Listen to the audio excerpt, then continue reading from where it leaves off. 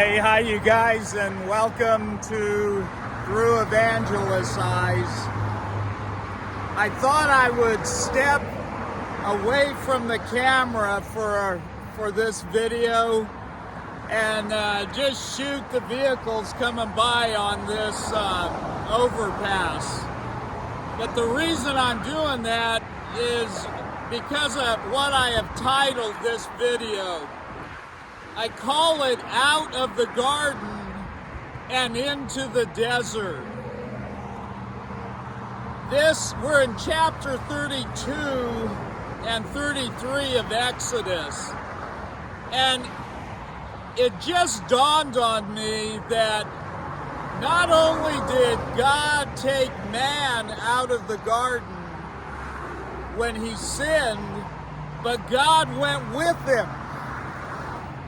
And I think that's an amazing fact that God, since our creation, he has not given up on man. And he is pursuing you and me even to this day. And we went from a garden into the desert, and Israel's in the desert right now. And I think sometimes being away from the garden, that protection that we knew, that we should have known in God's presence, we have forfeited a lot of that protection. And there is a high price to be paid for some mistakes. And if you're familiar with what happens to Israel when they make the golden calf, they pay a high price. Over 3,000 people are killed. And it says that it was both brother and friend and neighbor and son died that day. And God says, let me read this. I thought, this is a terrifying thought. God says, whoever has sinned against me, I will blot him out of my book. If ever I was stimulated to step out into the public arena or to get into a conversation, it's because of verses like this that make me think the people out here that haven't heard, maybe God will use me, maybe he will use you to bring the message.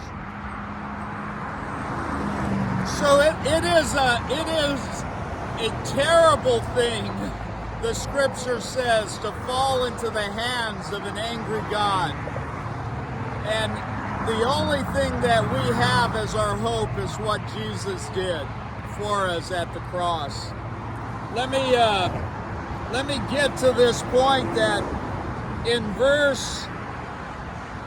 chapter 32, at verse 34, God says he will send his angel before Israel.